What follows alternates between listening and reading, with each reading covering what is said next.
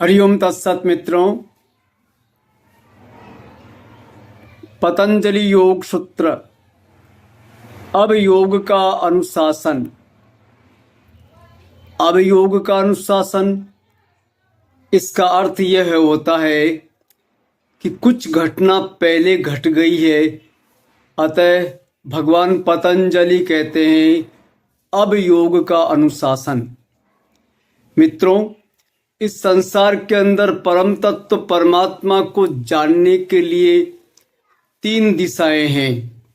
एक है सांख्य योग, जिसमें हमारे ऋषि महर्षि भगवान कृष्ण, भगवान पतंजलि, कबीरदास जी ऐसे ज्ञानी जो सीधे ही परमात्मा को समझ जाते हैं, परम तत्व को समझ जाते हैं, गुरु के सानिध्य से समझ जाते हैं या कि पुस्तकीय ज्ञान से भी समझ जाते हैं, तो ये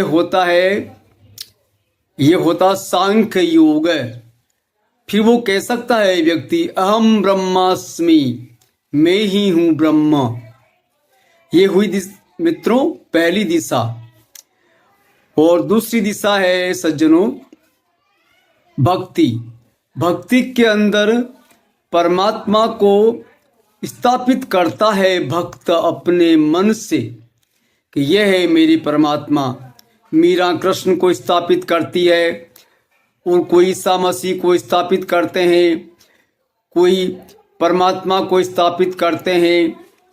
जैसे ईसा मसीह ईश्वर पुत्र हैं, जैसे मोहम्मद साहब है तो अल्लाह को स्थापित करते हैं। ऐसे भक्त परमात्मा को स्थापित करके और परमात्मा का हो जाता है। ये दो दिशाएं हैं। जब दो दिशाओं से किसी व्यक्ति को परमात्मा नहीं मिलता है तो तीसरी दिशा और है क्रिया योग। तो क्रिया योग के द्वारा भी परमात्मा को पाया जा सकता है। तो सामान्यतः सर्वाधिक सरल जिसे कहना चाहिए, परंतु कठिन तो पर्याप्त है। इसमें हम अपने शरीर को, अपने मन को, अपनी चेतना को क्रमशः शुद्ध करते हैं। पहले भोजन आदि से, खान पान से शरीर को शुद्ध करते हैं।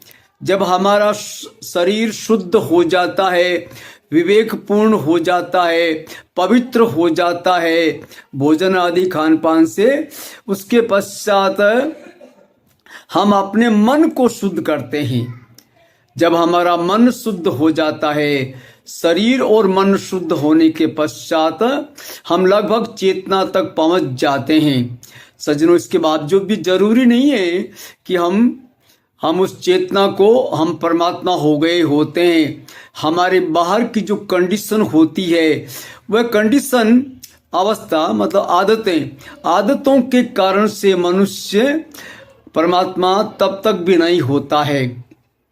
तो ये जो तीसरी दिशा है योग, ये सर्वाधिक अधिक लोगों के लिए है सज्जनों। ये जो सांख्य योग है वो तो 1% लोगों के लिए है, जो सीधा ही परमात्मा हो गए होते हैं अपनी समझ से या कि सदगुरु के सिखावन से। और दूसरा होता है भक्ति। उसमें भी ये 9% लोग हैं, सज्जन हैं, जो भक्ति के माध्यम से परमात्मा को प्राप्त करते हैं। जैसे सूरदास है, जैसे मीरा है, जैसे तुलसीदास है। ऐसे लोग हैं जो भक्ति के माध्यम से परमात्मा को प्राप्त करने का यत्न करते हैं। जैसे मोहम्मद साहब भी हैं, जैसे ईसा मसीह भी हैं, ये भी भक्ति के माध्यम से ही परमात्मा को प्राप्त करते हैं सज्जनों। और ये तीसरी दिशा जो है वह योग। ये बहुत सारे अधिक लोग योग के द्वारा जाते हैं। अतः भगवान पतंजलि योग सूत्रों का पहला सूत्र है अथ योगानुशासनन।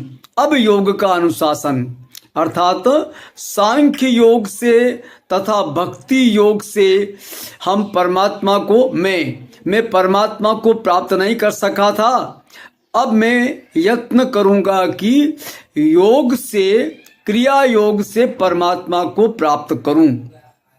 तो पतंजलि प्रारंभ करते हैं क्रिया योग से परमात्मा को प्राप्त करने की दिशा को, विधि को। और सज्जनों, बहुत ही है तो वैसे सरल कहना चाहिए, क्योंकि निकटतम होता है तब हमारा शरीर।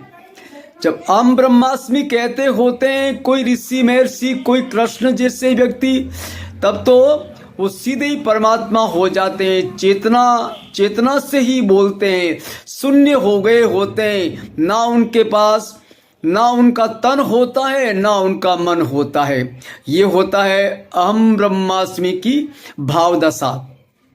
दूसरा, जब भक्त को समर्पण करता है भक्त, तब भी कहानी सरल नहीं है। उस भक्त ने ही परमात्मा को स्थापित किया होता है और अभी तक ये परमात्मा हुआ नहीं होता है। तो सीधा मान करके ही, ये जान करके ही कि परमात्मा कृष्ण के सामने समर्पित होकर मैं भगवान को प्राप्त कर लूंगी, कृष्ण को प्राप्त कर लूंगी जो भगवान हो गए हैं, ऐसे मीरा जैसे। परंतु फिर भी दुरू इसलिए है कि हमारा ही मन होता है जो समर्पण करते हैं, भक्त का मन होता है, ये इसलिए दुरू है सज्जनों। तब क्या है उपाय? ये क्रिया योग।